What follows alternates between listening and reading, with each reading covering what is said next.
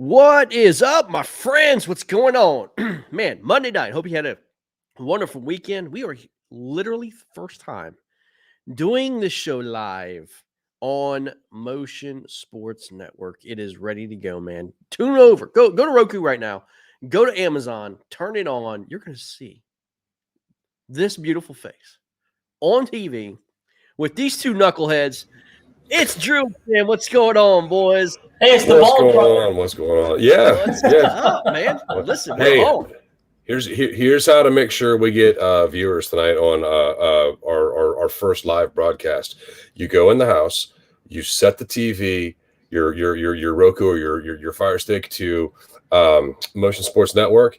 You take the remote with you, and then everybody's forced to watch you. So we have viewers tonight. I've made sure of it. There you go. Exactly. Yeah, man, we're on. Hey. In the words of the greatest that's ever been, Ric Flair, win if you can, lose if you must, but always cheat. Cheat. That's exactly right. Woo! What's going on, guys? Man, listen, I had to rep the old school, man. I had a black screen in the background. My computer's all screwing up here, man. But I had to go black on black, man. And little Ole the goalie, man. Retro.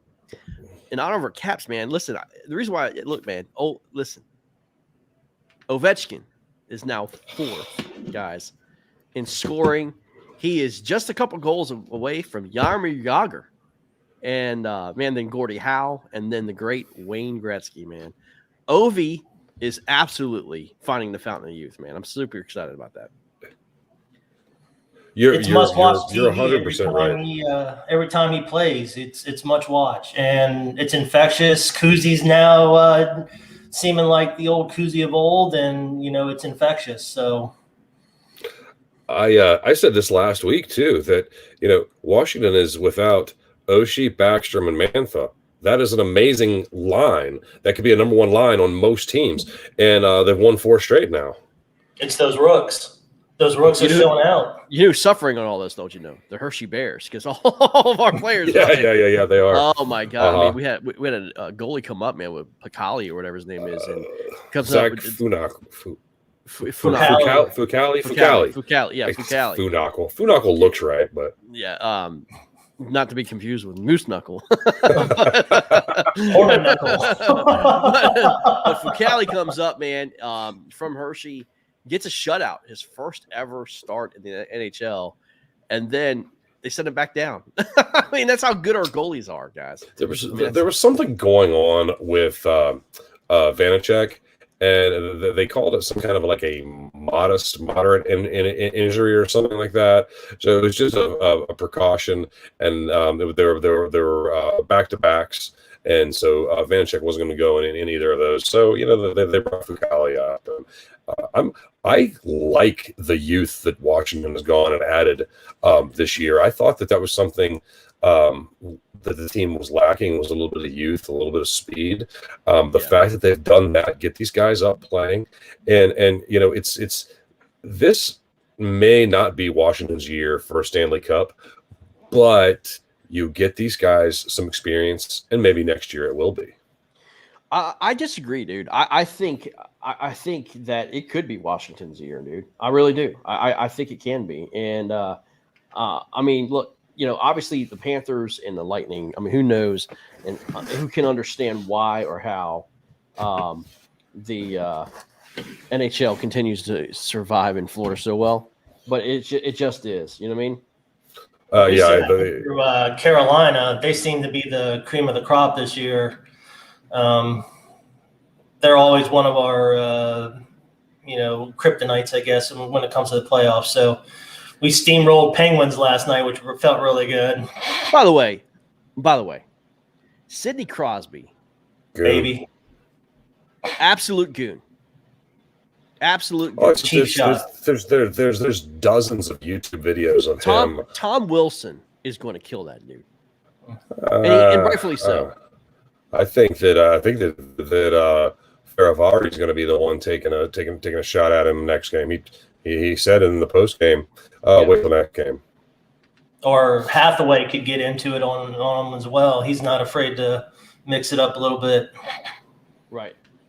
Yeah, it's a joke. It's a joke, guys. I mean, what's going on, man? And it was actually a good weekend in general for DC. Look at the Wizards.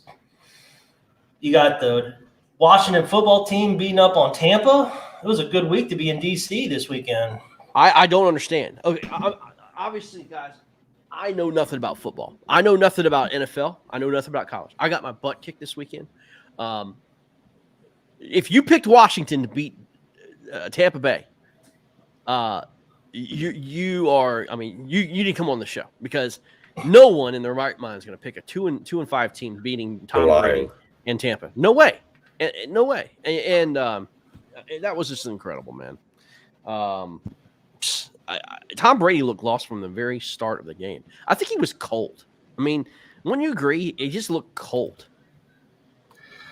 He had the last couple of weeks. He's been kind of in this. I don't even know. He just hasn't been performing up to snuff. He had a bad week last week, throwing nasty interceptions, and he kind of followed it up this week with Washington. But again, nobody still. Even with the injuries, they wouldn't have predicted that Washington would lay them to the woodshed. So, I mean, 9.5 dogs, and they win by 10.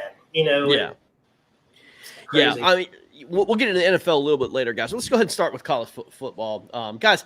It continues to be a freaking ruckus, man.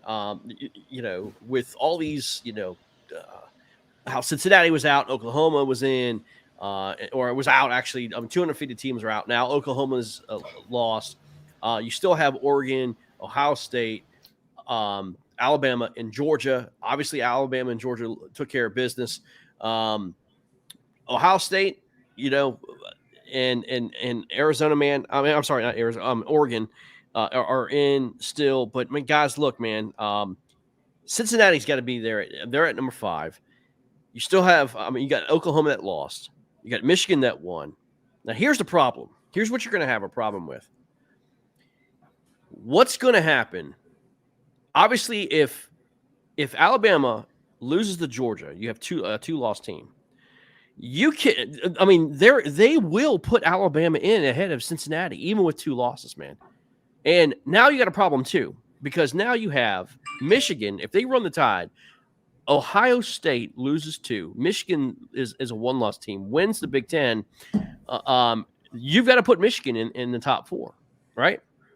But here's your other problem. What are you going to do with Notre Dame? Notre Dame could run the table, right? Have a one loss against that Cincinnati undefeated team. You're going to have Cincinnati, who's undefeated, and Notre Dame, who lost to Cincinnati at home. Out, but then you could have a 2-loss team in. I don't know, guys. This year is going to be absolute pure chaos, and no matter what this committee does, no one's going to be happy. No one. And what you'll see is having Cincinnati run the table, which the committee is not going to want happen. It's going to force them to expand the playoffs. There's no direct way that Cincinnati gets in, and the committee strategically put them at 5 so they have an out. And the other one is Michigan is ahead of Michigan State, because Michigan State lost to Purdue, which shouldn't have been a big enough loss to put Michigan in front of Michigan State. So that's another shocker. That's another thing too. That was a joke. I didn't understand that. There's actually still 3 0-loss teams. I think, what is it, SMU or Texas, San Antonio, Paso, whatever. There's 3 undefeated teams that aren't going to get in Cincinnati. So if you're not a big Power 5 conference, you're not getting into the playoffs unless they expand it. Yeah, I mean, it's just the SEC bias. I mean, is just obviously there, Drew, because of the money. It's all about the money, of course, and it's going to be the super conference, right? Mm-hmm. And so, I mean, we know that that's what's going to happen. They're going to get themselves appointed up to that super conference, and what are you going to do? You know what I mean? What are you going to do? I mean, they're already starting that. Look, man, the SEC champion is going to be in no matter what, right? Whether it be Georgia or Alabama, they're going to be in. You have to give the SEC champion in. But now, again, like we said, man, if Cincinnati comes in, though, Okay, if Cincinnati makes it, does Cincinnati have a realistic opportunity to beat Georgia? And there's no way, right? Cincinnati will never beat Georgia. And the problem with Cincinnati, yeah, they're undefeated, but you have to demolish every team on their schedule, and they're barely squeaking it out against Tulane, Tulsa's. They're yeah, the record's great, but just the way they play hasn't been great. You need to put up like plus 30 points against the opposing team, and they're just not doing it. Right. There's no path for them to make it into the Final Four. Yeah, no chance. I mean, and quite frankly, man, let's see. Hold on, let's see here.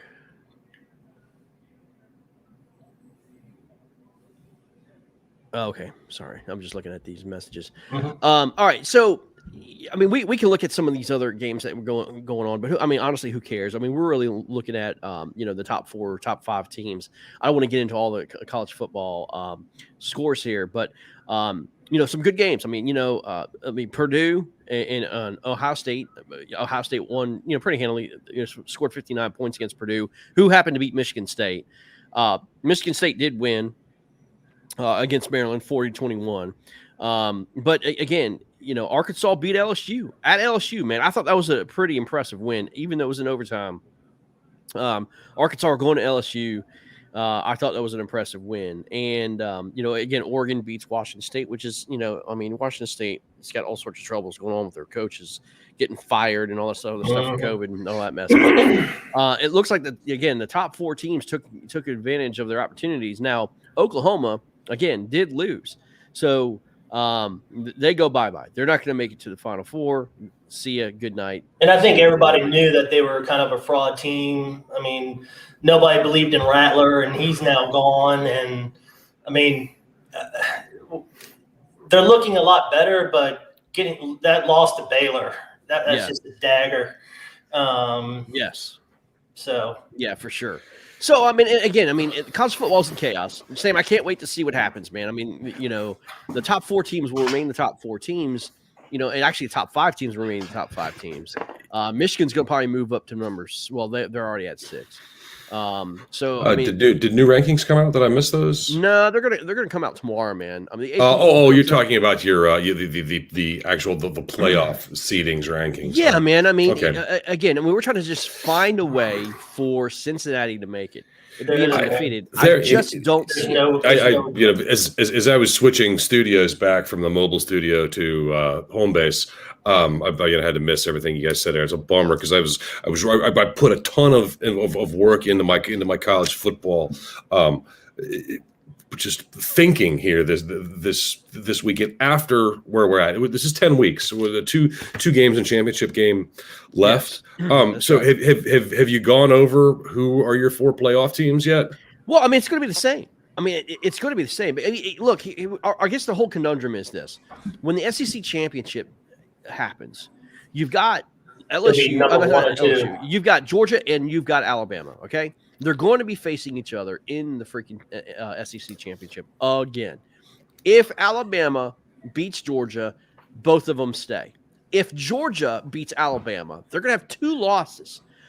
Alabama still gets in, even because they're still going to get in with 2 losses over guys, a Cincinnati team, and possibly here's another thing too, guys.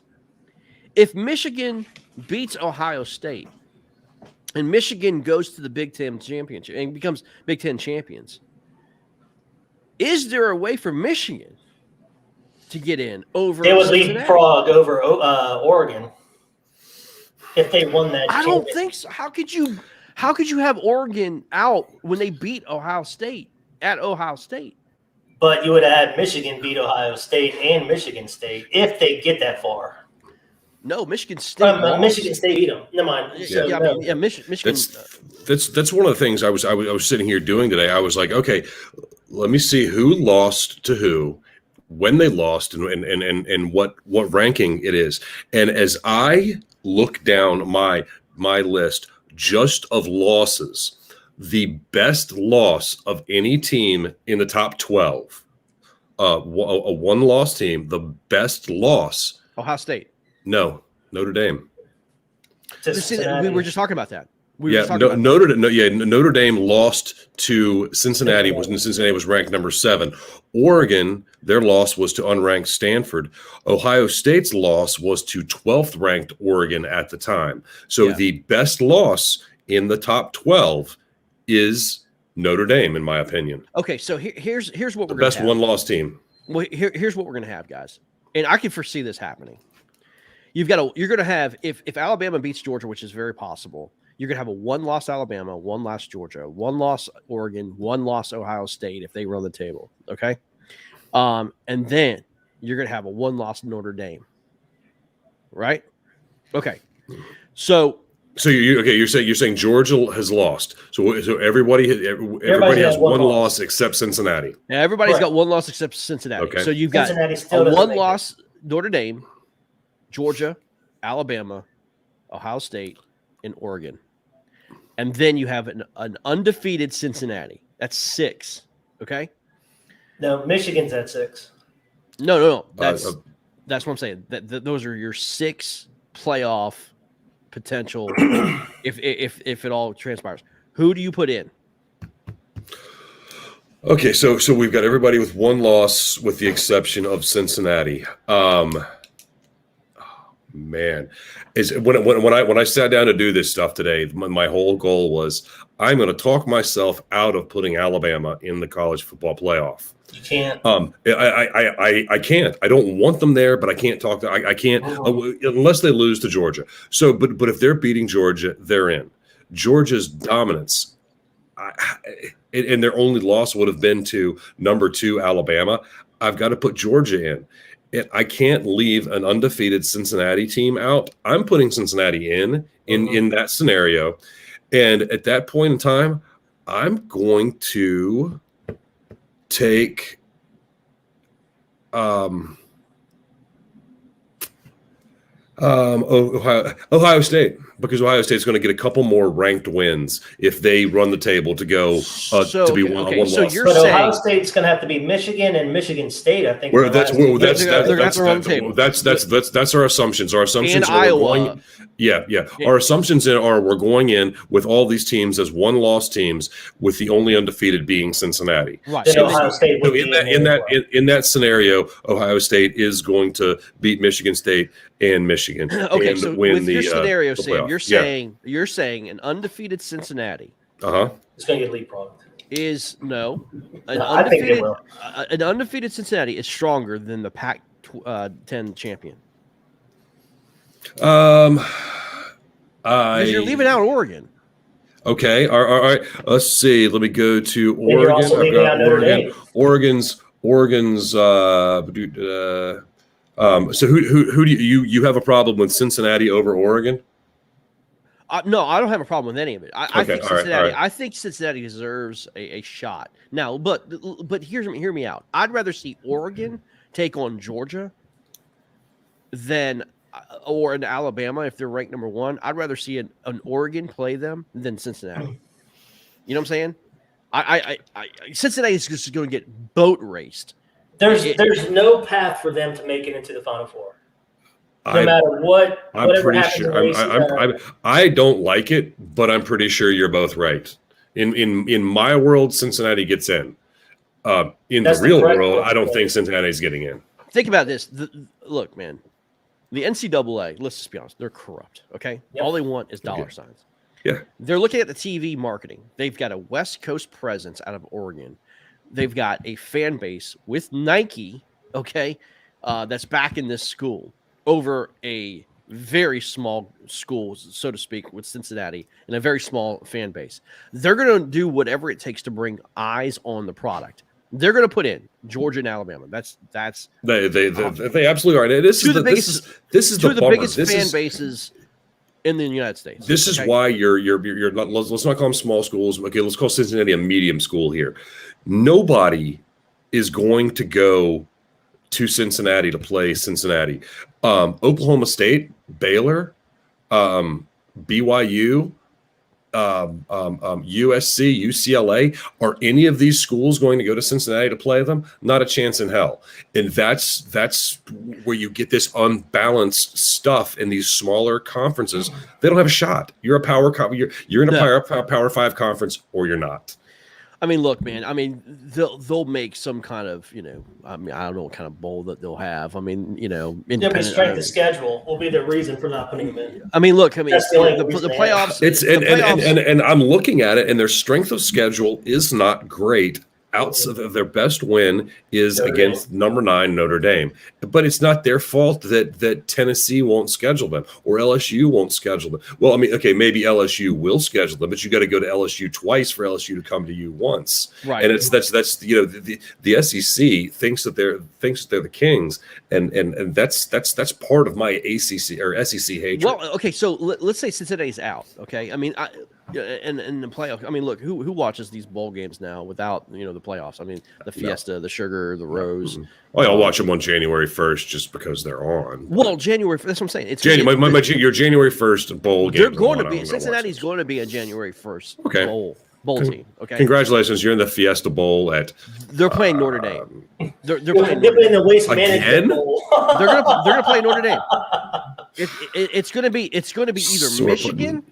It's either going to be Michigan. Michigan's going to the Rose Bowl. A 2-loss Michigan, okay? Or it's going to be a Notre Dame versus Cincinnati game, and it's going to be like the Orange Bowl. Yeah, it's college football. College football honestly has created this problem themselves. When the Big Ten decided we have to have a championship game because we need that extra game, so we have to have more teams. So let's pull these teams in, and so we have to break up into 2 conferences, and East and a West. I don't know what they were leaders and legends that year, but we have to keep Michigan and Michigan State and Ohio State over here together, so they're going to play each other all the time. And then on the other half over here, we've got the garbage 6 schools of the Big Ten that nobody cares about, and so our championship game is a garbage game that whoever's going to win. It also diminishes the bowls. It totally does. Look, back in the day, we always had the Pac-10 champion and the Big Ten champion go to the Rose Bowl. Mark it down. It was at the Rose Bowl in California. That was an awesome ordeal. I mean, USC versus Michigan. You all remember those games, right? Yeah. Mm-hmm. The Sugar Bowl was always a national championship bowl game. It was just and then they would rotate. Fiesta Bowl. I mean, remember the great Fiesta Bowls out there, and then Sugar Bowl, Orange Bowl. I love 100%, watching all those games. But okay, all right. Let's look at this from a different side here, Greg. Let's look at this from the glorious capitalist side. You run the NCAA. Do you want to make more money or less money? Of course, you want to make more money. And so, I mean, as much as I hate it, as much as I can damn the NCAA for doing this, they've done it chasing money, which I'm not exactly against in this situation, but they've got the money at the expense of the fans. Well, I'll be honest with you. I think if you poll the fans that truly are in the demo of the 18 to 47 or 50, I bet you the majority of the guys who actually have money, who actually spend, would say, "Let's get back to the old way." I mean, this committee sucks. Okay, the committee has sucked. It's worked 1 year. Everybody, every time else, it has absolutely sucked. If you have 2 undefeated teams, it's going to work. The playoffs suck. Okay? Well, I think the one thing that you have to lay down the law is if you do not win your conference, you cannot play for a national championship. But the SEC would hate that because there goes Georgia or Alabama this year. You have to win your conference or you're not playing. Because, I mean, let's say Georgia loses. Georgia is not the SEC champion, but Georgia goes on to win the NCAA title. You're not good enough to win your conference, but you can win the whole thing. I've never liked it like that. It's But if you were the NCAA, wouldn't you want to expand to 8 teams? Because then you would have more glorified games that would actually matter. No, because all you're doing is expanding the crap. No, Okay? no, but that's when you have to implement the you must win your conference championship. Okay, But that would let's say you got a Wisconsin team that upsets Ohio State, so you get a 3-loss Wisconsin yeah, team but guys, playing. why I can't we don't go know, man. back? It's Why a can't we go mess. back to the old way? Okay, look, here's the deal. Why can't we go back to this? Go back to the old way where you have the Rose Bowl. You've got the Big Ten versus the Pac-10. And then you take the Orange Bowl, which is usually the ACC champion versus an SEC second. Okay. And then you would have the SEC, which was like the Sugar Bowl, the SEC champion versus, the 2-rate team or whatever that may be. You know what I mean? It could come from the SEC, or it could come from the Big Ten, or it could come from wherever.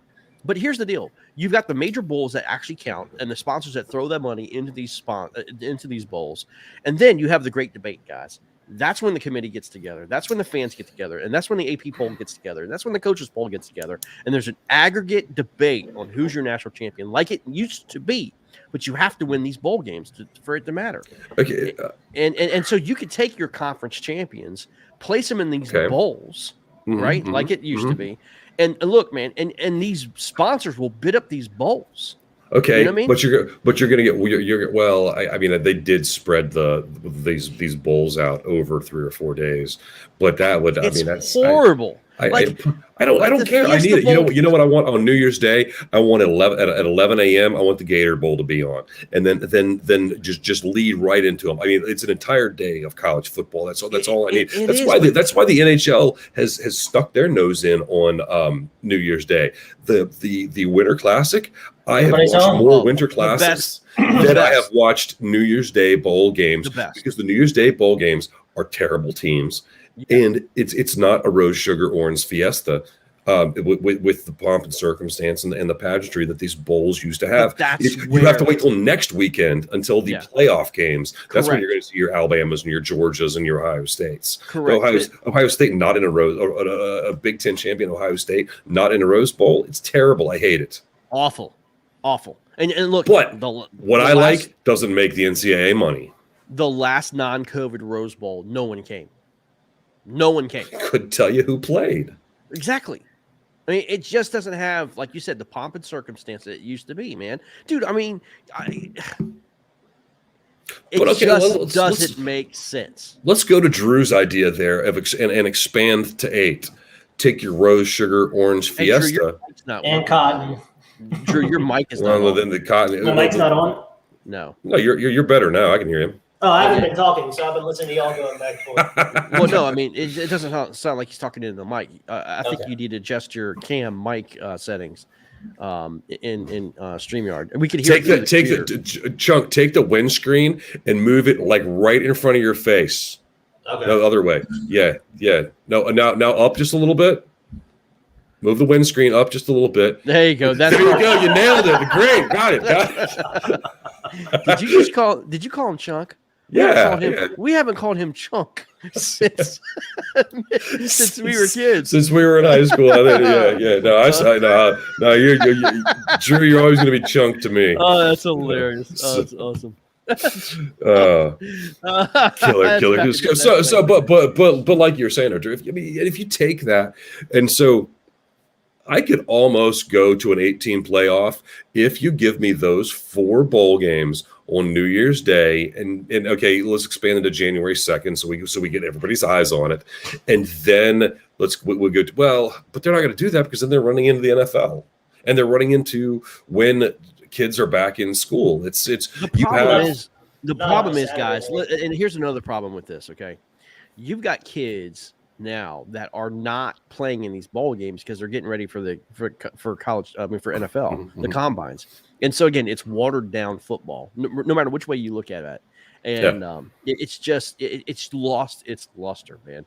And that's a shame. And as I said, now hopefully with these college athletes getting paid, you'll get a little bit more quality bowl games. I doubt it, guys. I just don't see a good fix for what's going on with the NCAA's guys. It's just. It's just I love the regular season. I love the bedlam that the regular season brings. But as soon as the regular season's over, I'm usually done. Yeah, me too, man. Me too. But again, college football, it's always going to be a debatable thing, man. And as I said, it's going to be interesting to see what these guys do. But again, I think they're going to be no matter what. There's always going to be that team that's been left out, or two teams have been left out, and it's going to be unbelievable. Oh, by the way, here's another thing too, man. Penn State. I mean, they have fallen off the rails, man. What's going on with these guys? I think Penn State had a rough schedule, and that Big 12 is just brutal. Yeah, they're eating each other up.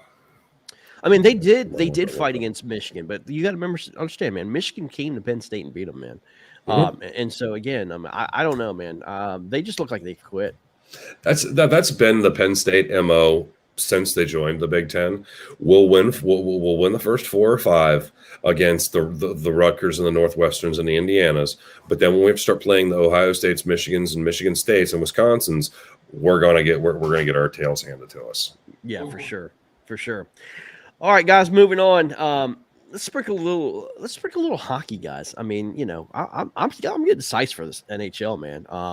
It's shaping up to be. I mean, look, like we talked about. I mean, we talked about the division that the Capitals are in, man. It is just super strong. I mean, you've got the Carolina Hurricanes, you've got the freaking Florida Panthers, you've got Tampa Bay Lightning, and everything else, man. I mean, this is just Tampa's not. Tampa's in the Florida and Tampa are both in the Atlantic. Washington's the Metro Division. Carolina, the Rangers who have improved, even the Devils are always who are not bad, and I've seen this script play with the Pittsburgh Penguins before, to be sitting at 14 points, and they'll go on a 9-game heater and be right back in the thick of this. Correct. And they just got most of their players back last night, other than Malkin, for that COVID crap. Florida leads the Eastern Conference with 23 points. They're 10-2-3. Toronto Maple Leafs are 10-5-1. They're 21 points. Caps and Carolina Hurricanes have both 22 points. Rangers are there at 21, guys. I mean, the Eastern Conference is absolutely stacked. Absolutely stacked. Yeah. I can't say the same for the West. I mean, the West, pretty weak. Edmonton leads the West with 22 points. Anaheim, it's got 21. Calgary Flames is 20. And the Minnesota Wild leads the Central Division with just 20 points. And then you have Winnipeg and Nashville. And I mean, it's a turd bucket down the Dallas Stars, the Colorado Avalanche, the Blackhawks. Colorado that was supposed to be so great this year. They're terrible. Losing their goaltender. Oh, we were watching the game last night. My daughter's looking through the stats, and she's like, "Dad, there's a team that has 3 points." Yeah, I was like, "Yeah, it's Arizona, isn't it?" Yeah, and Seattle Kraken has got 9. I mean, and they're a brand new franchise, so they're. I mean, look, but I'm getting excited, man. This is going to be a really interesting road to the freaking Stanley Cup, man. Well, the one thing that worries me with Washington is because the Atlantic or the Metropolitan is so loaded, they're just going to be beating each other up all the way down till you get to the playoffs, and they're going to be exhausted by the time they get to the playoffs again, as they always are. It's just going to be a gauntlet for whatever team to come out of there. We have a comment from Twitch, guys. Last night the Pittsburgh Steelers were acting like the Pirates out there, holding a lead and then forgetting to win. I guess the Steelers decided to sign the Pirates players yesterday. Yeah, man. Look, we'll get in the NFL here, man. We definitely will talk about that awful game, that Detroit and Steelers game. God forbid we had to actually watch that. Did you see that kick? Hey, but the Lions didn't lose. That might have been the worst kick I've ever seen in my life. Yeah. We'll get into all that here later, man. Yeah. But some interesting things in hockey. If you don't just look at points, because points are very fluid. Like Washington's tied with Carolina. Carolina's got 2 games in hand, so 2 Carolina wins, and they're 4 points up in Washington. One of the things to look at is when you want to follow trends throughout a season is goal differential. And almost every season, your teams that are up higher in goal differential are going to be your playoff contenders. Once you get to the playoffs, you throw everything out. But just let's get ourselves to the playoffs, and its goal differential is going to be one of your big things. In Washington is right there with Carolina in goal differential. It's second in the league. Carolina's got plus 20. Caps have plus 18. You're right. And then it goes to Florida. I'm sorry, it goes to Edmonton and then Florida. So you're right. Exactly. I mean, those are the two strongest teams in the NHL right now. Is going to be Carolina and the Caps. So and you look at when you go down and look at and I said don't worry, Pittsburgh will probably make a run. They're in a -7. Watch that number at the first of the year. Don't look at the Penguins' points. Look at their goal differential. If they're back on the positive side by the first of the year, Pittsburgh's making a comeback. And I'm not ready to write the Penguins off yet. I think they're getting older. But I just think that team's way too talented to not make a run at the playoffs. It's all goaltending with Pittsburgh. If Jari can hold up, usually he's good, but he just got, like I said, he got taken to the woodshed yesterday. But Jari's, he's usually stellar. I think he had like a 2.0, goal average or something like that. He's usually a hell of a lot better than that what he was last night. Yeah, no doubt. Hey guys, I just want to touch on Major League Baseball just 1 second. Free agency starting. Eduardo Rodriguez went to the Tigers. Strong left-handed pitcher. He went over to the Tigers, and the Tigers guys are loading up, guys. The Tigers look pretty daggone strong here coming in, man. They're taking free agency very serious. I said it again. The Tigers are looking really, really strong. They're going after it this year, guys. Well, that's what San Diego did last year, and look what happened to them. Oh, 100%. The Dodgers and everybody else wound up biting them in the face. But you know what? They're buying strong pitching right now. So their starting pitching is starting to look really good. And we'll see. But Carrera's still out there, guys. I still have a bet with Blake Knight regarding where Carrera's going, either Chicago or New York or some team like that. But I'm very interesting to see what Carrera does. Just take a look at all the LA teams. They're all becoming all-stars. What the Dodgers do, the Lakers have done, now that the Rams are doing, it doesn't work. It's not a formula that works. Yeah. So, I saw a headline back this week, and I didn't read the article, wish I would have, that Juan Soto with the Nationals is looking for a commitment for the team and how the team is going to build long-term. Before he decides to sign long term, he should demand it, and he absolutely should. He's a generational talent, I believe. Yeah, 100%. You can't be stuck in arbitrary la land forever. Right. Yeah, Soto's problem is his agent. He's got the worst agent to deal with. Scott Boras. But you know what? That's a great agent for him. I was saying, absolutely, he's going to get him every dollar that he can possibly snake out of him. But he has, but Boras versus the Nationals, Boras always takes his player somewhere else, because the Nationals don't want to open up the pocketbook. Nope, never do. I think that the Lerner family is one of the richest sports ownership families, groups, whatever, across professional sports.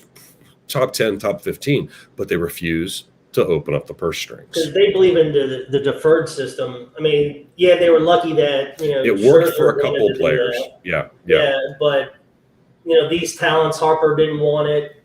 Soto's not going to want it. But it's going to end up biting him with Strasburg too. Yeah. Yeah, that was a terrible contract that the Nationals the Mets did that with Bobby Bonilla. I'm pretty sure that the Mets are still paying Bobby Bonilla. July 1st, Bobby Bonilla. 2026. Yeah, it's $1 million. 2026. Oh my gosh! Wow. Yeah. Wow. But the Nationals tried to get themselves in a couple of those boats, and I just it doesn't make sense. They got so much money, and it's not like the Nationals fans don't show up, so it's. But they're still making money. fighting Angelos over the Masson deal, and if nobody knows what is going on with the Lerners, Peter Angelos and Masson, and the Lerner family suit against Angelos and Masson, they've won it multiple times. They are owed $260 million or something. Yes, like that. a pile of money. But Major League Baseball keeps backing Angelos, and Angelos doesn't have to fork the money over. All Washington wants is they want out of it, and they want to be able to negotiate their own local sports TV contract. Absolutely. Yeah, but it's still going to be a couple of years away, and by that time, maybe they can lock Soto up. And that's what they were hoping, is that they were going to get that $260 million and lock either Trey Turner up or Scherzer, and it's not just it's just not just a one-time payment. It's they're gonna get a larger percentage out of the of rights fees, and that's what they're after. Yeah, and I can't blame them, but no, yeah, exactly. But Peter Angelos is an ambulance chaser. Yeah, yes, he is. Yeah, he's one of the worst human beings on earth. But that's not a small check just to fork over either. So no, it's not. Yeah, but he shouldn't have. He's collected the money. Yeah, absolutely. He's collected it. Yeah. So I mean, it was money that it was not right. It's already been determined that money belongs to the Nationals. The Nationals have won this suit in multiple courts. Yes, correct.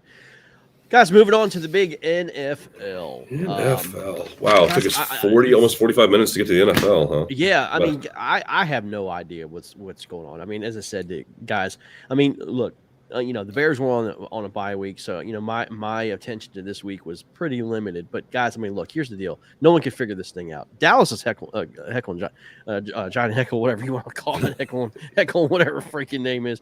But dude, Jekyll and Hyde is what I'm meant. There it is. Daggone, man. Jekyll and Hyde, but they get their butts whooped. And last week they come back this week, win 45-7 over. I'm sorry, 43-3 over Atlanta. No one can figure this freaking team out. And then the Chiefs look like they're on their deathbed. They come over last night. They beat the Raiders 41-14. Indianapolis hangs on, guys. Jacksonville almost beat them. One play away. Mm-hmm. They almost lose at home, but they did win. Who beat Buffalo last week?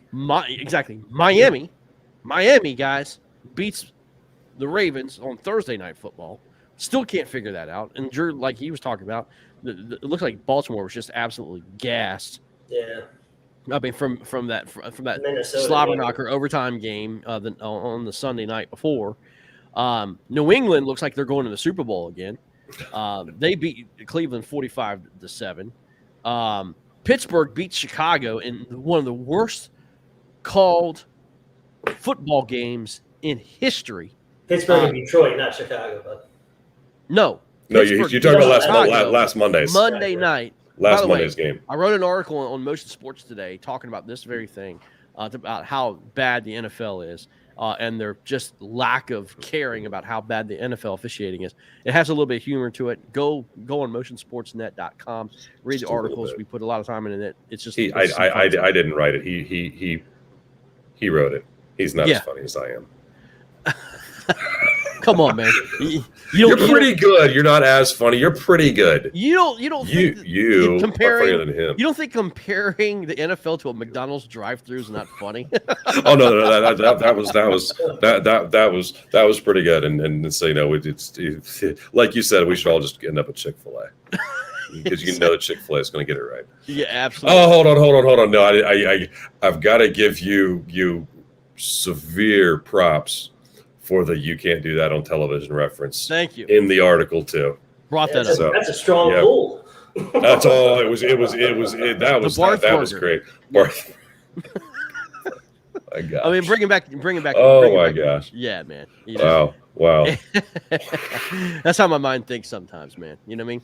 Yeah. And then Buffalo recovers, beats the Jets 45-17, and then the god awful freaking game, the Detroit Lions taken and tying a tie. I mean, which is beyond my comprehension why we're still having ties in the NFL. But against the Steelers, Let's just go for 2-point conversions. Freiermuth fumbles the ball. He fumbles the ball and gives them the tie. And then Detroit just can't make a kick to save their life. Oh, that kick is awful. It was just god awful. Tennessee beats New Orleans. That was actually a pretty good game. I must say that. That was a pretty good game. New Orleans did that was tight. Mm-hmm. Yeah. And then Washington football team beats Tampa like we talked about. We have no idea. And then Cam Newton. Good Lord. Cam Newton comes back to the Carolina Panthers. And all of a sudden, Carolina Panthers are going to the Super Bowl. Looked like he never left Carolina, from what I saw. That was incredible what he did. Look at his yardage stats. By the way, that's even more incredible. He's been named a starter of Carolina Panthers already. So he's going to be starting next week against Washington football team, against Ron Rivera. So you don't think Cam Newton wants to shove it down his throat. He will. Minnesota beat the Chargers, which was a shocker to me because Minnesota looked like, again, on their deathbed. Shocker. And it takes out the Chargers at L.A. And then Philadelphia comes to life. All of a sudden, they're starting to play good football, and they beat Denver 30-13. And then good old unvaccinated, the absolute I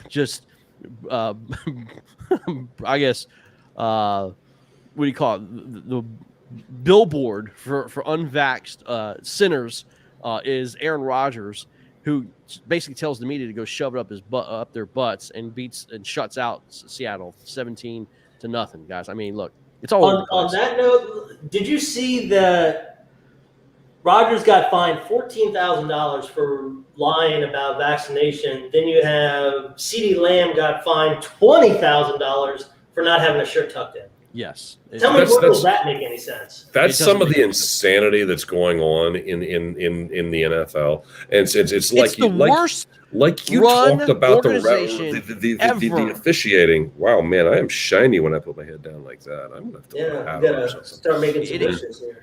How is an organization who makes that kind of money just so poorly run year after year after year? I don't know. Just doesn't make sense. Because they don't have to answer for it.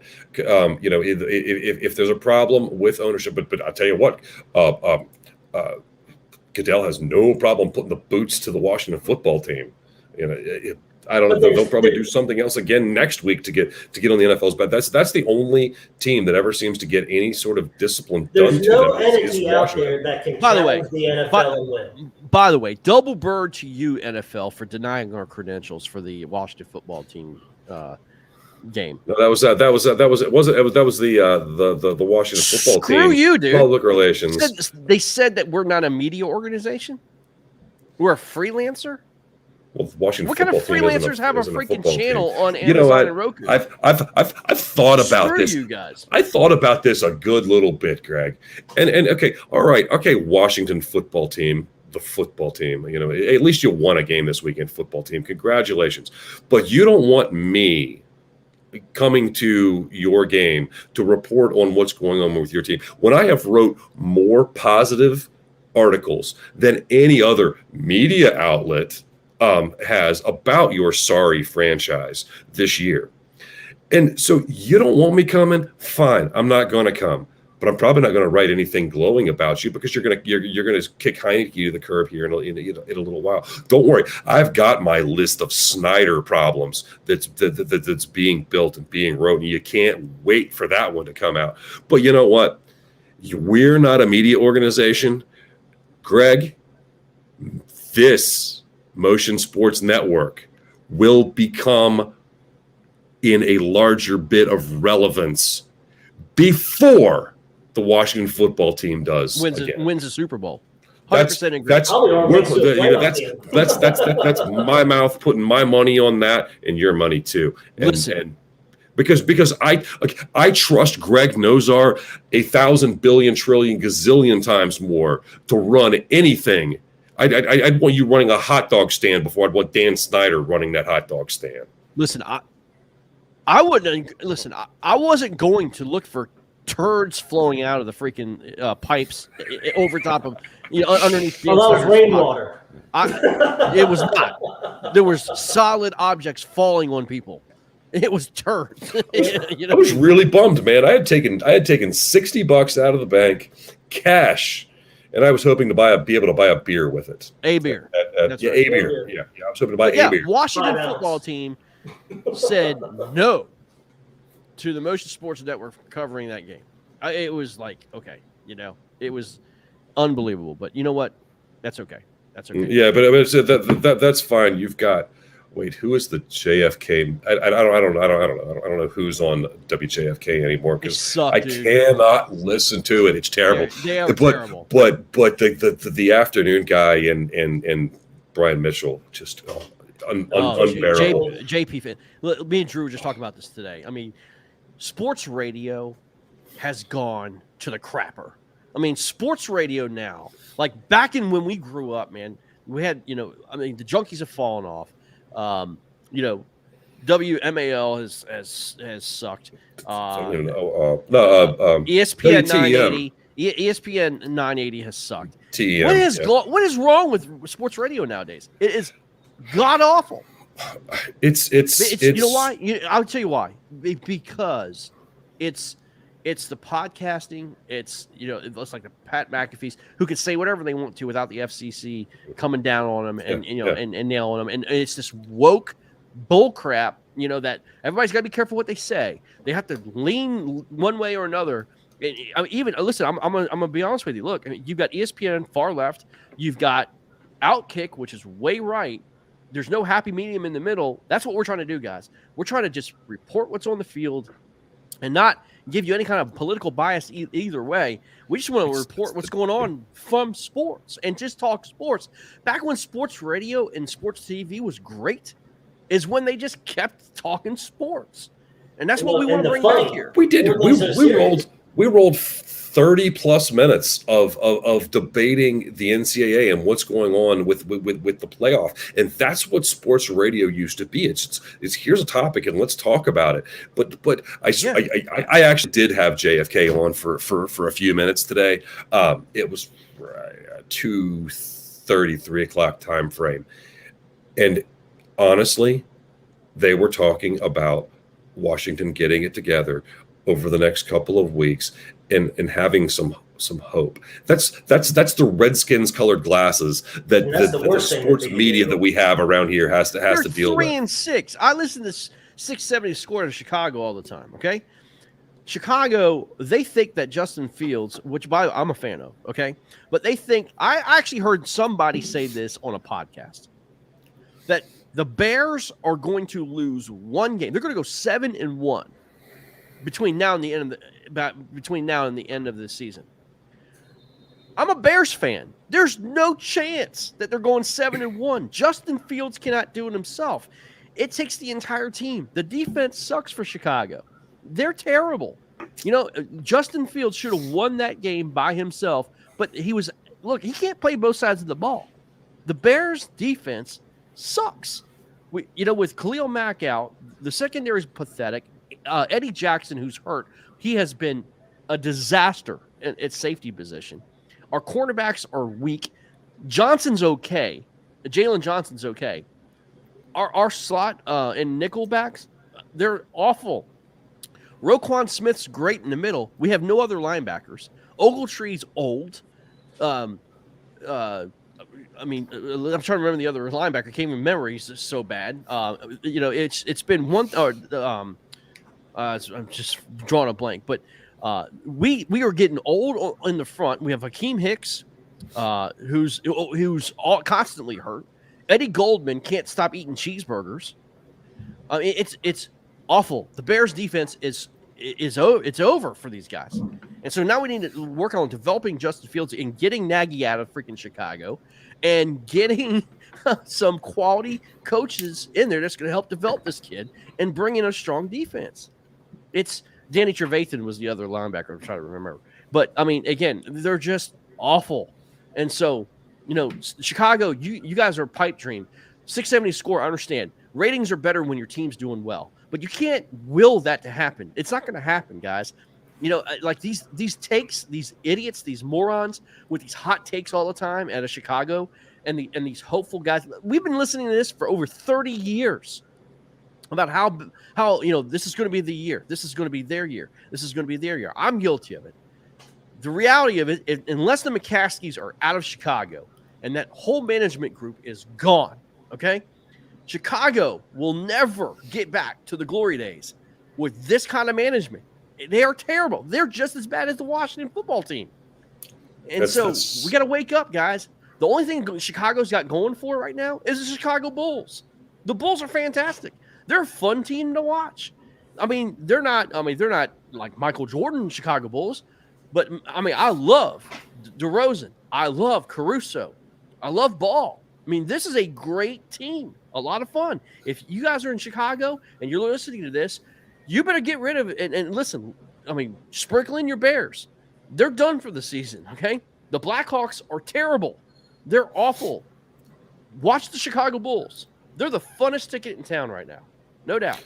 But I think, Greg, a little bit of what is wrong in sports, let's call it sports media, okay, is that you can 10 years ago, could you listen to that station out of Chicago? There was no way for you to do that. No. 10, 15 years ago. So You're a Bears fan, so you can go and listen to Bears talk. Yes, correct. If you're a hockey fan, a Capitals fan, the WJFK talks about like 1% Capitals talk around here. The rest of it, I have to hear about what color shoes Ron Rivera is wearing for 2 hours out of the day. So. But when I want Capitals information, there's half a dozen podcasts I can go and listen to, and I will, and I do. So you don't have to be this all-encompassing thing anymore. WJFK here in Washington, D.C. has hitched their wagon to the Washington football team, and it's been like that for ages. They want the broadcast rights, the radio broadcast rights to Washington football team games back. And they will kiss their butts up one side and down the other. That's why in May, when baseball is kicking off and really getting going, Finley and B. Mitch are going to be talking about, should they switch from a 4-3 to a 3-4 for their entire show today, completely forgetting about it. So that's drove me and other fans like me somewhere else to more specialized, I guess you would call it, content. Yeah. Drew, you're a Ravens fan. How do you stand listening to Washington sports media? You have to go to podcasts or find another station. And I can only get 1090 on when the Ravens play, and everything else is news. So I don't get much content at all without watching. Well, and that's a shame because again, like you had back then, you had decent radio coverage, but also you would have the ESPNs of the world and the Fox, of the world to cover good, solid football. And that's even getting bad now. And it's an agenda-based sports media. And again, you saw it at its worst with this Aaron Rodgers situation. Everybody wanted to comment about their political views about this and that and this and that. Who cares? Okay? Who cares? To us, look, here's the deal. Aaron Rodgers, COVID-19, didn't play last week, played well this week. They won 17-0, okay? And they may win the NFC. That's all I care about. Right. Listen, what other stuff you got going on? I'm a Bears fan. I hate Aaron Rodgers, okay? Screw him. You know what I mean? But at the end of the day, now as a Bears fan, we got to worry about Aaron Rodgers, further on down in the season, okay? I've got to worry about Lamar Jackson coming into Chicago and butt rolling us, up and down Soldier Field. That's all I care about, okay? How are we going to stop Lamar Jackson, okay? That's all I care about. The X's and O's, man.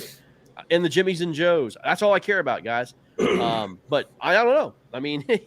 It's just going to be interesting to see what happens, man. Speaking of which, let's go ahead and get into the NFL schedule, guys, and figure out about the week 11, guys. Again, I don't know I don't have a freaking clue what's going to go on. But this week was much like last week, where it just it felt again like a college football week. That 1 week in the college football season where it's just upset after upset after upset, and the same thing happened this weekend in the NFL, like it did last weekend, and it's gotten more and more. I don't think that you have a great team or two or three great teams. I think you've got a lot of teams that are sitting right there in the middle of their conference, their division, and they win a couple and they can be contending for the playoffs. And I think you're starting to see more of it is these Thursday night games. It's just killing these teams. Well, I was going to say that the quality of football has really diminished because of the injuries, the constant injuries going on in the NFL. And here they are expanding to now 17 weeks of football. Yep. Dude, they can't even get through 7 weeks without major injuries. My fantasy football team, it literally, you might as well call them the gurneys, because all my freaking players, I've got 2 running backs and 3 wide receivers on IR. I mean, fantasy football to me, it's not fun anymore. It's not, because all you're doing is picking up these scrubs that you've never even heard about. Whoever can get lucky with a waiver wire save pick. your season. Yeah. Well, it's waiver wire, and who doesn't get hurt? Fantasy football is not fun anymore. It's just not fun. We were talking about that earlier today. It's not. I mean, because literally trying to salvage your season with a 3rd-string running back. It's crazy. But I think that's why the thing a couple years back, the survivor pools that started gaining a little bit of popularity. But I think that those have kind of fallen by the wayside. It's fantasy football's gone. It's all about gambling now. Betting on the NFL and college. But again, I mean, look, the books are making. I mean, dude, let me just say this. But also, it's week to week, game to game. It's not, man. You got to roster a team, then you got to do IR, you got to do waivers, and and I was talking to Greg about that earlier. It's like it's just fantasy's not even fun. I'd rather spend my $20 and chance at a $1.2 million, but I know a team that I can actually field. Yeah. Instead of right before game time, oh my God, I got to do a roster change. I got to pick up 5 players, replace one guy. And it's daily fantasy is definitely. I tend to go more, and then obviously your standard sports book stuff, man. But I don't know, man. As I said, it's just not for me anymore, man. I mean, again, it's just you're losing so many great talent, on and off your squad. And you're actually, and I'm at fault at this too, with fantasy football. You're almost like wanting players to get injured, Then when it happens, it's awful, of course. But man, I need this person to break his leg for me to get, hold my 15-point lead, and it's awful. Guys, who do you got tonight, man? We got Rams, 49ers. Rams are 3.5 point favorites. They're going to cover. 3. Right now. Didn't I see that the Rams lost a receiver here? Yeah, they lost Robert. Yeah, Woods. Uh-huh. Yeah, Robert Woods. I don't. Who, like by the way, that. is on my team.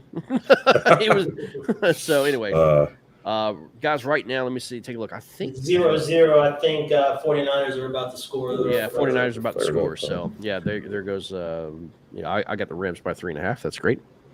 All right. Speaking of 49ers, they play Jacksonville at Jacksonville. San Francisco's traveling east, guys, next week after a Monday night game. You know what, man? I would not be surprised 100% if Jacksonville pulls this off. They've come to play these last couple weeks. They've got talent, and they're actually young. So, maybe it took Urban Meyer's grinder to Garoppolo just threw the touchdown to George Kittle. Yep, Kittle with the touchdown. Yep, and your boy here had George Kittle plus 110 to score tonight. Anytime scorer. Winner. There you go. Anytime scorer. Anytime scorer. Yep. Sure enough. There you go. Winner, chicken dinner. Actually, that's a pretty dude. He actually was plus 180. Yeah, well, there you go. That's the way to start tonight, guys. All right, Baltimore and Chicago. Drew, let's talk about it, man. Let's go. Ooh, all right. I'm just gonna sit back and listen to the brothers go at it here for a little bit. I mean, hopefully the Ravens are coming out more fresh than what they did against Miami. This has got to be a get right game. If if Baltimore can stick to their game plan, it almost looks like the Washington football team took a page out of Baltimore's game plan and just run the ball. Even if it's 19 plays, 80-yard drive, I mean, that's what Baltimore does. That's what they should be. They didn't make any adjustments against Minnesota. I think that's going to be a little bit different. The defense played outstanding. It's just their offense never showed up. Baltimore's got too many weapons for them to lose this game. I think, this is going to be one of those games. And I guess it depends on the weather in Chicago, too. Is it going to be windy, snowy, whatever It's going to be fine. So here's the deal, man. I mean, what Miami did to Baltimore is they out-physically played Baltimore. They gave a little bit taste of their own medicine. Well, they did. The Bears have a running back combination, dude, that Baltimore better understand that it's going to be nasty. David Montgomery, and Khalil Herbert back to back. It's going to take, time off the clock, and Lamar Jackson's going to be sitting there with his helmet on his hands on the sideline, watching those two run up and down the field. Plain and simple. And now also the Bears have found with Justin Fields, they have found Allen Robinson, they have found Cole Kmet, they have found a way with Darryl Mooney to get the ball. In fact, listen to this, guys. I'm gonna break a stat with you that's gonna blow your mind. Who has the largest pass yards per attempt in the NFL? The air yards? Who has the most pass per attempt completion in the NFL? Does anybody know the answer? I think it's actually Lamar Jackson, if I'm not mistaken. I think he has the most air yards per quarterback, per play. Justin Fields leads the NFL. 9.1 yards per completion.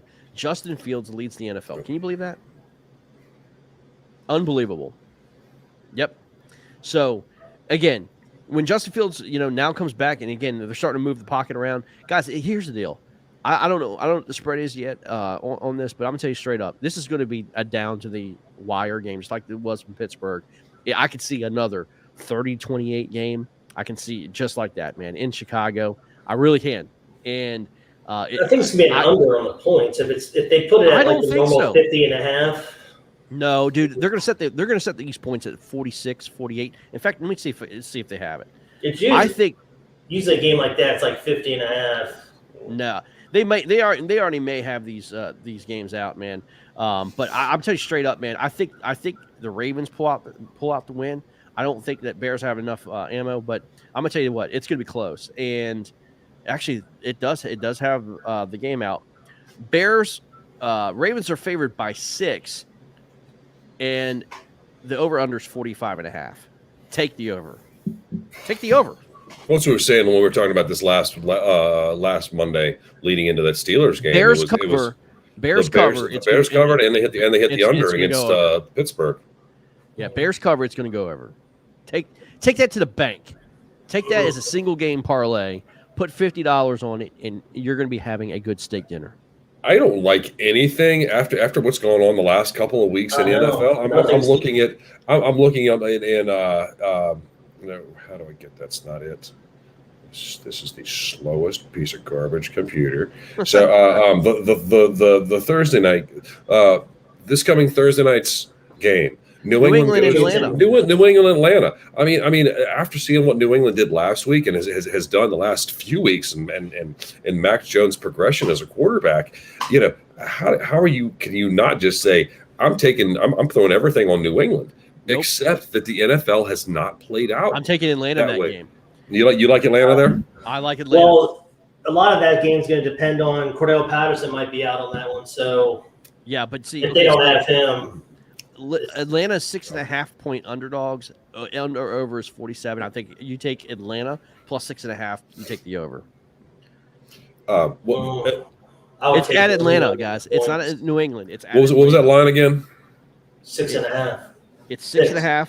Atlanta's 6.5 early, with an over under at 47. Actually, just give me over under just moved. I'll take the over under. The over under just moved just a second ago. It was 46.5. Now it's at 47. You still take the over. I would still take the over. Still take the over. Yep. But Hey guys, New England can score that themselves. Sprinkle a little dust on the money line for Atlanta, man. Plus 225. Atlanta could win this game. Only reason because again, New England's coming. Off of Sunday, they have to travel, go to Atlanta, and it's on turf, guys, inside, and Atlanta can run. So, Atlanta's not a great team by any means, but they're at home. And the only thing I worry about with Atlanta is their offensive line. It just seems like New England's really been putting some stuff together over the last few weeks. Yeah. And I'm trying to look at other places where there could be some money to win. You've got Houston going to Tennessee, and stay away from that one. Tennessee's on a heater, and they're rolling like the top teams in the league right now. Right. But the game I'm looking at, guys, the game I'm looking at though is Indy and Buffalo. Indy goes to Buffalo. That's gonna be a heck of a slobber knocker, man. That's gonna be a great game. Here's the deal: take the under in that game. Take the under. How can you not have Miami at the New York Jets circled because that's where I'm going to plop my butt on the couch for some Miami New York Jets football. Yeah. So the over under in Buffalo is 49. Buffalo is favored by 7. You got to take the under. And the reason why I say that is because next weekend a nor'easter is going to be blowing through. You could have some weather coming into Buffalo. It's going to be run. And I'm telling you, just take the under on that one. And 49ers just scored on an interception on pick 6. Oh, wonderful! Nothing. Yeah, there you go. That's my. This is the upside down, crazy. Dogs and cats living together, mass hysteria, a world coming to an end. Season. Why? It's okay. We're in the first quarter. This game's got a long way to go. The Rams can easily come back 14, but it shouldn't look like this. But you thought that a couple of weeks ago with Denver taking the massive lead in Dallas. Dallas is going to take this drive and make something of it, and then they're going to get right back in it. But they didn't. Yeah. And Brady and the Bucs trailing this whole weekend against Heineke and Washington. Yep. Then you got the Wizards losing by 9 to New Orleans. Gosh, what a horrible night for sports. Rodney asked, did New England pick up OBJ today? No. Rams. Rams? The Rams picked him up. He did go to the Rams. And that's what they signed him the same day Robert Woods went down, which is okay. That's what I thought I had seen. Yeah. Yeah. So anyway, that's and actually I think another good game is it happened to be the Bengals going to Las Vegas, and Las Vegas was my pick to win the West, man. That could still happen. It looked good for a few weeks, but it's looking a little rougher now. Kansas City found their groove last night, man. Look, they're going to have those. They're going to have. That whole division's going to beat themselves up, man. Yeah. But right now, now, been a couple good weeks for the Raiders here.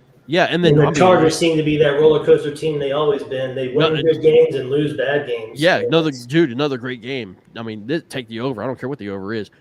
Dallas at Kansas City. Come on, man. That's going to be a heck of a game. I don't know what the heck I'm doing this Sunday, but I think I'm going to have to make some time to be sitting down and watch that. So anybody want to take a guess what the over under is on that game?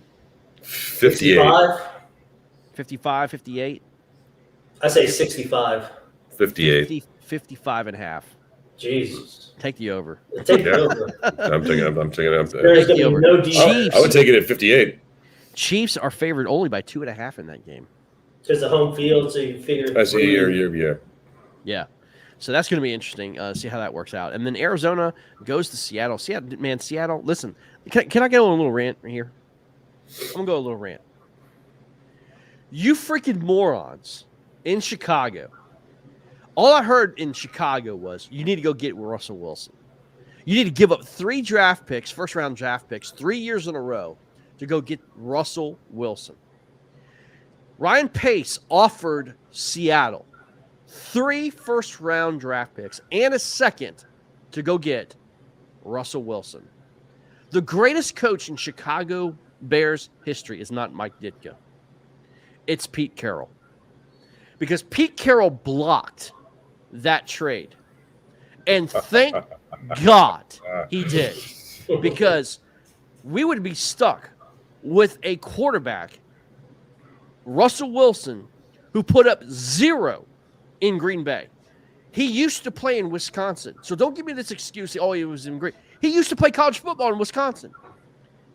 Thank God that Russell Wilson is not a Chicago Bear. And all you freaking idiots out there that all I got to listening to was about, we need Russell Wilson to go shut your freaking trap hole. You know nothing about football. Ryan Pace, you should be fired today for even offering that awful trade. And thank God for Pete Carroll. Pete Carroll, you're my hero. Thank you.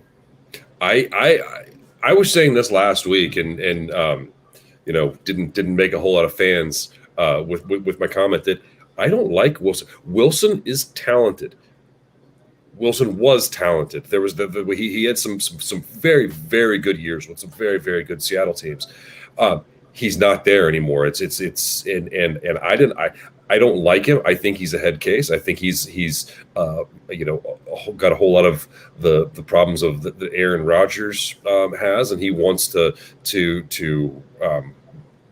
coach the team and play quarterback and sign the players. And Wilson's trying to do that too, but Wilson doesn't have the same cachet that Aaron Rodgers does. I don't. That's my reasons for not liking him. Plus his stats over the last few years and how they've gone down, and for the Bears to not get him, yeah, that's sometimes greatest the best trade never to happen in NFL history. Mm-hmm. Yeah, in the Bears fans' eyes, absolutely. The best 2 trades the NFL has ever happened was Herschel Walker from Dallas to Minnesota, and Dallas used all those draft picks to win Super Bowls, and Chicago not getting Russell Wilson. That's it, 1 and 2. How about the Dicka to get Ricky Williams? Yeah, that goes down as the worst. Trade every single draft pick. Well, actually, but that trade evens out because it worked out worse for both teams. Yeah, but you know what? Guess what happened? New Orleans won, a Super Bowl, and they also went to another, right? I mean, is that what happened? So, yeah, I mean, no, actually, yeah. Not if you listen to Washington sports talk. It's you wouldn't know anything about any other team out there. No. It's it's been the best thing. When was the last time? Was it 93? 2. The Redskins won that Super 92. Bowl? 91. 92. Yeah. Yeah. So somewhere around in there.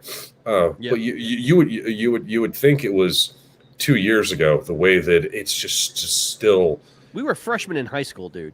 Right, and if really if you go back and look at how horrible Washington has been, they had a good little stretch for about a dozen years with Gibbs. Before that, they were terrible. They made a Super Bowl appearance in the 70s, maybe won it too. But they're go back to the 40s, 50s, 60s. This team was terrible. Yeah. And they talk of Sam Huff and Sammy Baugh as the they're the greatest that's ever played. No, they played okay for a terrible team. And if you are still rooting for Dan Snyder's football team, I feel bad for you. I honestly do. Yeah, it's just you're literally in Never Never Land. I mean, it's literally a land of puppets. And I'm sorry, as long as Dan Snyder owns your team, you're never going anywhere. I don't care who gets in I listen to the Chad Dukes show, his podcast. It's a ton of fun. And one thing that he said before the football season started was he was tired of Washington. He was tired of rooting for a loser. He became a Tennessee fan. Exactly? He's saying, why am I doing this? Why do I have to do this? Why am I putting myself through this? Why am I hating every Sunday? Why can't I pick a new favorite team? And he did. And so he said, you know what? I'm a Titans fan. And so so listening to his shows now, he's like, man, I love Sundays. I'm having a great time. I love watching the Titans. It's fun. He didn't just jump on a bandwagon. I listened to his show when he did it. It was, he went through a process and decided, this is where I think I'm going to go. And why not? If your team is terrible, why not move on? Yeah, I mean, you're right. What are they doing for you? Nothing. Absolutely nothing. Absolutely nothing. So, I mean, it's they're terrible. So well, I'm hoping that Gruden lawsuit reveals some of those emails, because he was saying that Bezos is supposed to be taking ownership by the end of the year. He leaked something. Bezos would be terrible for the NFL too. Absolutely. Oh yes, because he would think he would think he has to do everything, and everybody has to get the approval of Bezos and other owners. It would become unbearable. Yeah. Yep. Yeah. No doubt. Sonny Jurgensen, by the way, Rodney here is a legend in DC, man. He's a legend. Sonny, Sam, and Frank, we used to listen on the radio, listening and watch the Redskins constantly. Sam Huff just passed away. Sam Huff is the one that passed the other day. Yeah, and Sonny Jurgensen's not, doing well either from what I hear. So he's down in Florida, by the way. He's down in Naples, Florida. Him actually and Mike Ditka are good friends, and they hang out in the same area, same neighborhood. So. Getting to listen to Sonny, Sam, and Frank call Washington Redskin games was great. Have you tried to listen to a Washington football team game over the last couple of years? No. Okay. All right. Okay. I'll give you a little bit how it goes. Greg, why don't you try and call a play? Me watching like the Wii channel or something. Here's what Washington football team radio broadcasts are now. So Greg, you be the play-by-play and call a play, and Drew, you do some color along with it. So it's a 1st and 10 for the Redskins, Greg. So call a play here that they're running. Well, it's 1st and 10, and Taylor Heineke hands the ball off to McKissick, and he stops. Oh, look at that! He's going down there. He's going to take him down there. I'm Doc Walker. I have to be the most important person nobody else is going to get to speak. Only Doc Walker can speak, and I'm going to talk about things. Now, Doc. Oh my God. Doc, they're punting now, please. Doc. They're punting. Please. Get Doc Walker off the. Please do not let Doc Walker anywhere near a microphone. If someone he needs to be fired, and if someone ever says that Doc Walker is going to start his own podcast, then we should just go march over to his house and smash every computer that he has and not allow it. It's unlistenable. Dang, I blanking on the team who calls them. I don't know. They've got a lady who does, and she's really, really good at what she's doing. She's the new director of communications. She's amazing, and she used to work for Washington Sports Network. I mean, and then the former tight end, the heck is his name? Logan Thomas. Paulson. No, not Paulson. But it's the cornerback is their color commentator. That's how much you care about it. We've literally spent like 20 minutes talking about that terrible. We have spent way too much time talking about Washington. Yeah, they're god-awful. Absolutely. Yeah, but they're god awful. But anyway. Well, guys, that is going to be it for tonight, man. NFL football is ongoing, and dude, it's 14-7 now. The Rams just scored. Who scored for the Rams? And guess what? Another one of my fantasy players is being evaluated for concussion. Higbee just scored for the Rams. So maybe before you pick your team next year, Drew, we should evaluate you for a concussion. No kidding. Oh, it's awful. Just awful. Who's getting evaluated for a concussion? Daryl Henderson. Oh, great. That's great. Yep. Hey. Guys, whatever, man. Well, guys, that was fun, man. It was a night of rants. And hour and a half. We made it, right? It just goes to show you how much we hate Washington, how stupid Bears fans can be, and how stupid Bears management can be, and how awful the NCAA is. How bad the NFL refs are. And how Sidney Crosby is a goon. How Sidney Crosby literally is, I wouldn't say the worst human being on earth. That goes. Not only is he a goon, but did you see what he is trying to pass off as a mustache? If that is what I was growing across my top lip, I'd cut my whole head off. That was the remnants of a Cleveland steamer, I think. Dude, I think you're right. He shaved his bunghole and literally like super glued his butthole hairs to his freaking. What was that? In the list of awful mustaches in the history of mankind, that one now ranks above Adolf Hitler. Who's the most?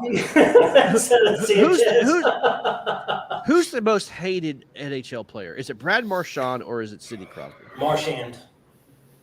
I don't think Crosby ever licked somebody.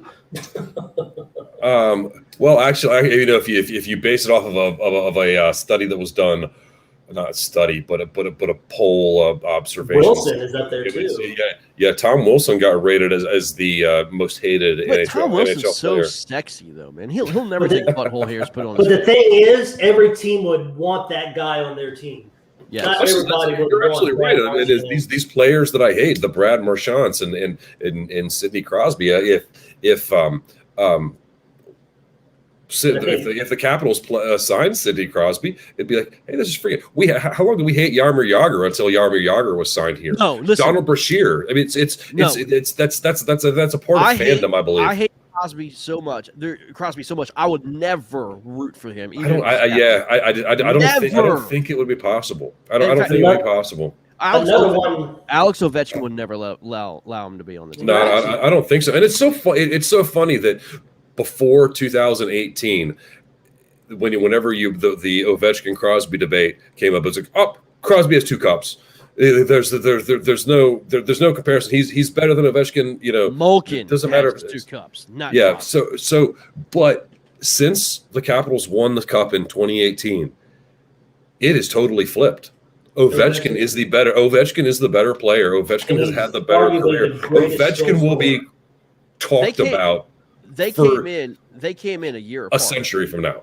They came in a year apart, guys. But same year. Right now, they were drafted a year apart. They were, because of the strike. They were both rookies the same year. A year apart. That's right. Yeah. By far, Ovechkin's had the better career. But everybody's now saying Ovechkin's the greatest goal scorer of all time, just because of the type of competition and the goaltending now. So he was the greatest goal scorer back when he was the first couple of years he was in the league too. Let's be honest. Look, Gretzky, I was looking at some old film of Gretzky. No one ever hit Gretzky. No, they just let him go to the net. No one ever hit him. They wanted to demolish Ovechkin. And I mean, well, they try, but when you run into Ovechkin, it's just like running into a wall. Yeah, I mean, 6'3", 230. And if you've seen every single goal that he had this year, not one of them was from the office. All of them have been from the front, he had nearly one yesterday. They said in last night's broadcast he has 1 power play goal this year. It's nuts. 11 goals and 1 of them is on the power play. That was opening night against the Rangers. How about Garnet Hathaway, man? I mean, almost has a hat trick last night, man. I mean, awesome. Almost had the Gordie Howe hat trick last night too. Yeah, dude. Ready to go. Listen, they won 6-1 last night. Now they're flying out to Anaheim tonight, and they're playing tonight at 10 o'clock, man. I don't know if they're going to win tonight. Did they play tonight? Are you? Yeah, I think they play tonight. No way. It's got to be tomorrow. They really play 4 and 5.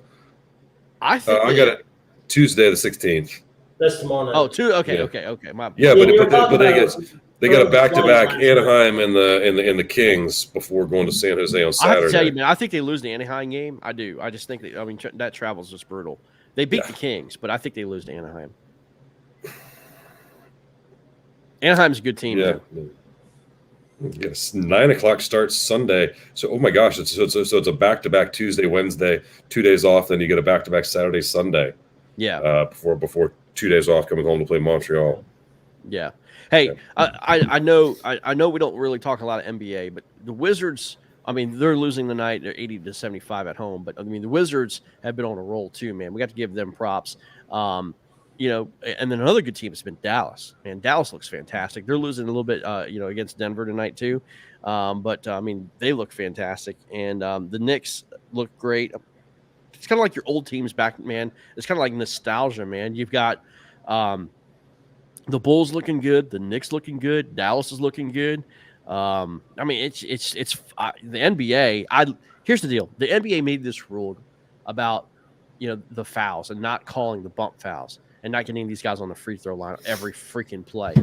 I think that has really helped the pace of the league and has made the league a little bit more fun, man. There's a little bit more defense allowed to be played now. So we've been clamoring for this for a long time now. And, look, the best defensive team that I've seen so far, there's two of them. Utah Jazz and the Chicago Bulls. Those two teams are playing phenomenal defense. It's been fun to watch, man. You were saying that they're cutting down on the little ticky-tack hand check fouls. That's something that may bring me back into getting to watch the game. It's been quality again. I really haven't watched much NBA in the last 10 years easily. My first team was I've always been a Lakers fan, but even the Shaq Kobe Lakers, I was never that excited for them as I was the Showtime era Lakers. And this iteration of the Lakers, I'm still like, whatever. But I hope that if the NBA is calling the games that way, I hope that makes it down the ranks to some college basketball. Hey, Sam, tonight the Bulls play the Lakers, so look, that's gonna be a fun game, man. I'm gonna actually. It's 10:30 tonight. I'm actually gonna watch a little bit, man. Washington just cut it down to 1. So the old Washington teams would just fall apart. This team's got some fight in them. Yeah. And they actually play some defense. Unseld Jr. has got this team, Junior, he's got them going where they want to be. Yeah, for sure. When's the last time you heard Washington play defense? It's over here. Without Beal, too. So that's the other good thing is, they're. Then you got. I'm looking at just going to the standings real quick. Washington's leading the East. You're doing about your winning percentage here. There's 750 winning percentage. That's 3/4 of your games. And in my lifetime, well, not lifetime probably, but in the time that I've followed sports, I don't ever think I have seen Washington Wizards, Bullets, whoever leading the division at any time. No. But you would never know being in Washington because you never hear about them on the radio. But again, they are playing some really, really good ball. Another team has come back, guys. Look, Golden State Warriors, they're leading the Western Conference. They're 11-2. Steph Curry changed the game. Steph Curry has changed the game. But the Phoenix Suns look great. Denver and Dallas are playing each other. They're playing great. Jazz. It's pretty loaded at the West right now, man. 8-5 teams like the Clippers and Jazz. Clippers did terrible. They started off awful. They've been on a 7-3 run. They've got their record now to 8-5. Paul George is looking fantastic. Actually, Paul George looked like the MVP of the league right now, behind Steph Curry. But I love it, man. This is like starting to become. Look, I hated the NBA for years. I couldn't watch that garbage. But with what the NBA has done, again, without the TikTok fouls and a lot of drives are now in the middle, and they're playing a little bit more physical basketball. Guys, over unders now are around like 211 and 215. It's not a 230 or 240 game anymore. So it's been fun, man. It's been fun to watch. I think there's the Showtime Lakers followed by the Bad Boy Pistons and Jordan's Bulls. That's. I don't. Was there anything better watching like Reggie Miller trying to drive on Bill Laimbeer? Oh yeah, and seeing Bill Laimbeer take his head off. Come on, man. Mm-hmm. And then Reggie. It's Michael Jordan said one of the things he had to get past those Pistons teams. He was still fairly young when the Pistons were winning their titles before the Bulls went on to win there. He said, he knew that he had to go and beat those teams and take it. He had to take it from them. That they weren't just going to go away. And that's in fact what he did.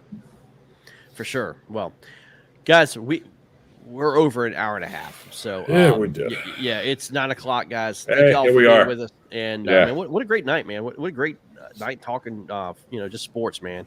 And we'll do it again next week. Hey, go to Motion Sports Net, man. We might even do a couple more shows this week. Again, we are live on Roku, we're live on Amazon. Go to your app, man. Take a look at the videos. You see the show on YouTube.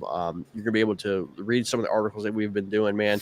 We're just trying to trying to build the brand the best we can. Everybody who sees who this video comes across your Facebook feed or anything, share this and anything we're putting out there. Just share away and bug everybody that's in your friends list with Motion Sports Network. This is just about getting around and having fun. Broadcasted live here. I think we lost Greg.